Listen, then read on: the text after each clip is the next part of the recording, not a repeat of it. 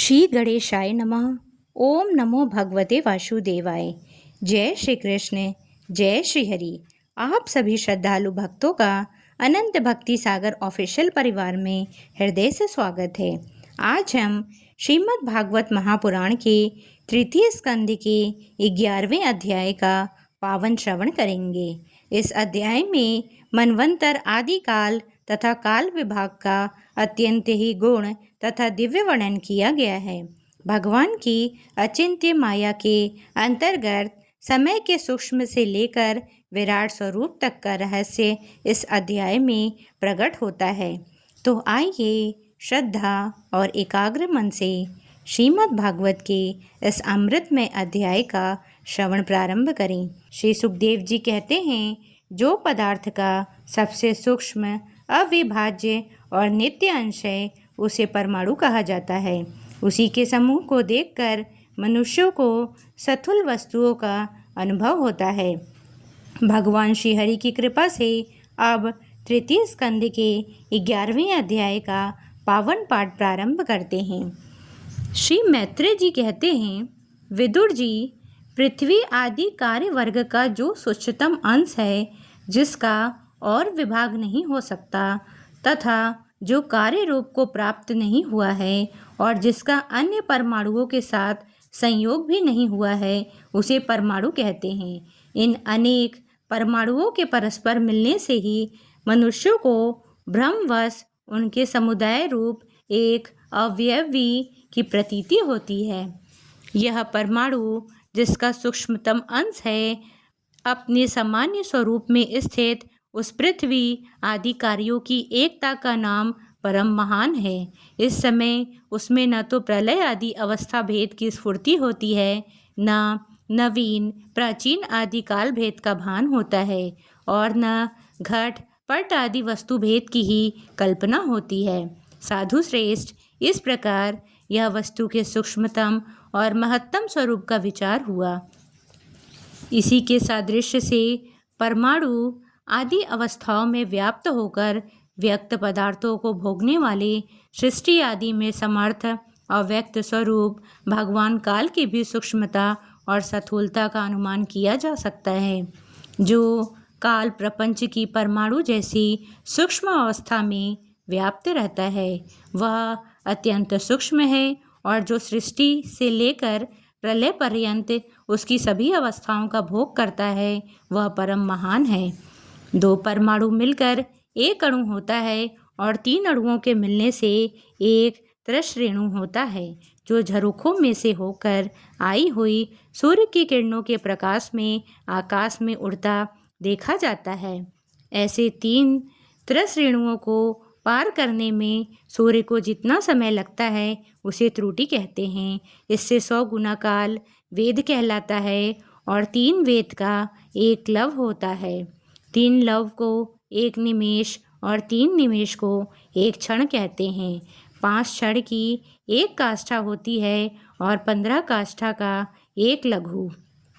15 लघु की 1 नाडिका कही जाती है। 2 नाडिका का 1 मुहूर्त होता है और दिन के घटने बढ़ने के अनुसार 6 या 7 नाडिका का 1 प्रहर होता है। यह याम कहलाता है, जो मनुष्य के दिन या रात का चौथा भाग होता है। 6 पल तांबे का एक ऐसा बर्तन बनाया जाए जिसमें 1 प्रस्थ जल आ सके और 4 मासे सोने की 4 अंगुल लंबी सलाई बनवाकर उसके द्वारा उस बर्तन के पेंदे में छेद करके उसे जल में छोड़ दिया जाए। जितने समय में 1 प्रस्थ जल उस बर्तन में भर जाए, वह बर्तन जल में डूब जाए, उतने समय को 1 नाडिका कहते हैं। विदुर जी, 4-4 प्रहर के मनुष्य के दिन और रात होते हैं। 15 दिन रात का एक पक्ष होता है, जो शुक्ल और कृष्ण भेद से 2 प्रकार का माना गया है। इन दोनों पक्षों को मिलाकर 1 मास होता है, जो पितरों का 1 दिन रात है। 2 मास का 1 ऋतु और 6 मास का 1 अयन होता है। अयन दक्षिणायन और उत्तरायण भेद से 2 प्रकार का है। ये दोनों अयन मिलकर देवताओं के एक दिन रात होते हैं तथा मनुष्य लोक में ये वर्ष या 12 मास कहे जाते हैं। ऐसे 100 वर्षों के मनुष्य की परम आयु बताई गई है। चंद्रमा आदि ग्रह, अश्विनी आदि नक्षत्र और समस्त तारा मंडल के अधिष्ठाता काल स्वरूप भगवान सूर्य परमाणु से लेकर संवत्सर पर्यंत काल में 12 राशि रूप संपूर्ण भुवन कोश के निरंतर परिक्रमा किया करते हैं। सूर्य, बृहस्पति, सवन, चंद्रमा और नक्षत्र संबंधी महीनों के भेद से यह वर्ष ही संवत्सर, परिवत्सर, ईडावत्सर, अनुवत्सर और वत्सर कहा जाता है। विदुर जी, इन 5 प्रकार के वर्षों की प्रवृत्ति करने वाले भगवान सूर्य की तुम उपहार आदि समर्पित करके पूजा करो। ये सूर्य देव पंचभूतों में से तेज स्वरूप हैं और अपनी काल राशि से बीज आदि पदार्थों की अंकुर उत्पन्न करने की शक्ति को अनेकों प्रकार से कार्योन्मुख करते हैं। ये पुरुषों की मौन निवृत्ति के लिए उनकी आयु का क्षय करते हुए आकाश में विचरते रहते हैं तथा ये ही सकाम पुरुषों को यज्ञ आदि कर्मों से प्राप्त होने वाले स्वर्ग आदि मंगलमय फलों का विस्तार करते हैं। विदुर जी ने कहा, मुनिवर, आपने देवता, पितर और मनुष्यों की परमायु का वर्णन तो किया। अब जो सनकादि ज्ञानी मुनिजन त्रिलोकी से बाहर कल्प से भी अधिक काल तक रहने वाले हैं, उनकी भी आयु का वर्णन कीजिए। आप भगवान काल की गति भली भांति जानते हैं, क्योंकि ज्ञानी लोग अपनी योग सिद्धि दिव्य दृष्टि से सारे संसार को देख लेते हैं।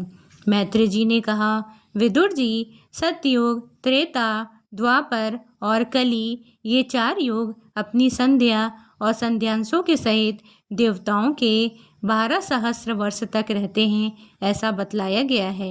इन सत्यादि चारों युगों में क्रमशः 4, 3, 2 और 1 सहस्र दिव्य वर्ष होते हैं और प्रत्येक में जितने सहस्र वर्ष होते हैं उससे दुगने 100 वर्ष उनकी संध्या और संध्यांशों में होते हैं।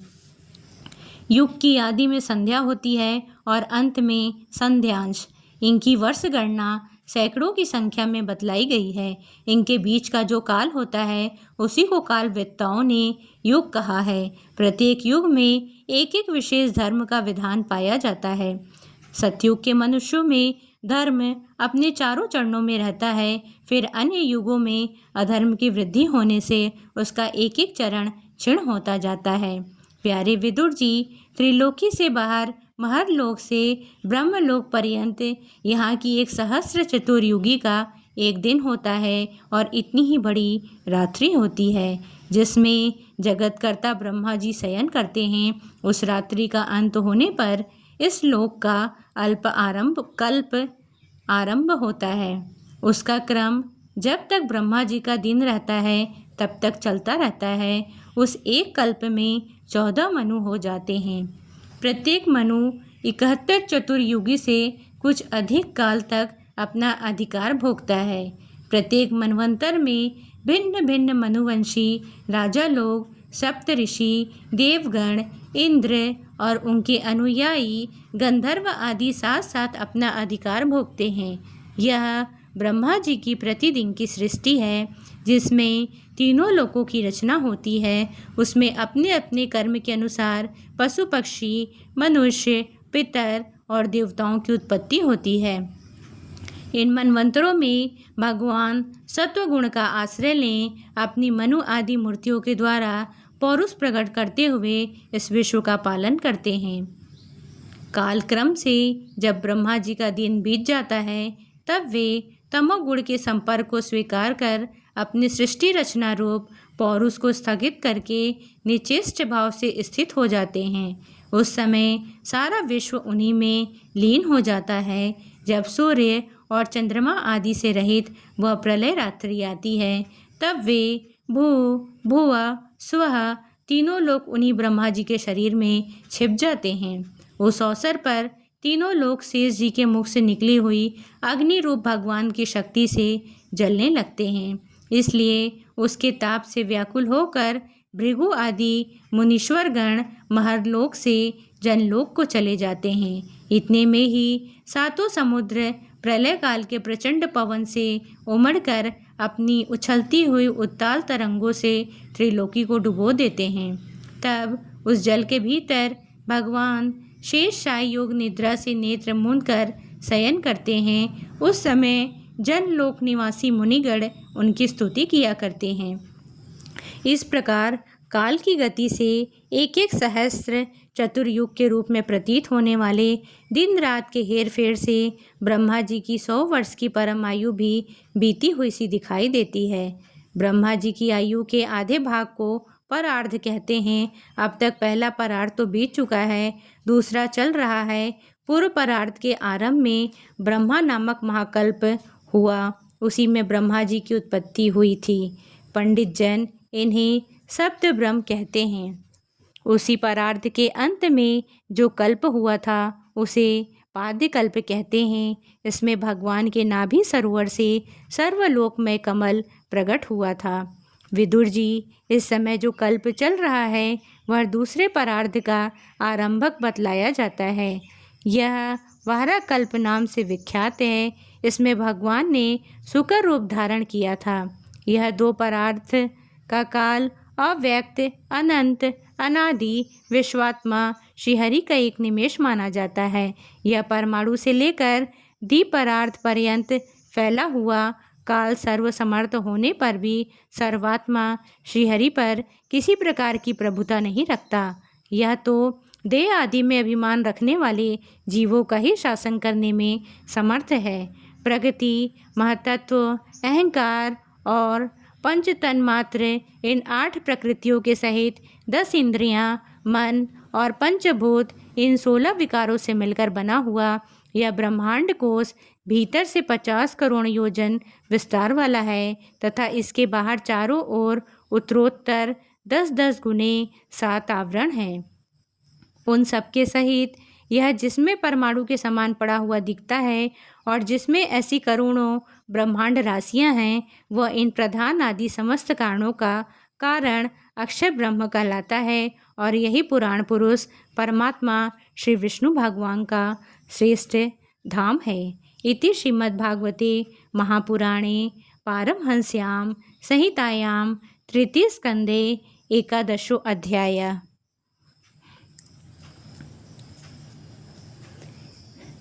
तो प्रिय भक्तों, इसी के साथ श्रीमद् भागवत महापुराण तृतीय स्कंद के 11वें अध्याय मनवंतर आदिकाल विभाग का वर्णन का पावन पाठ यहीं पूर्ण होता है।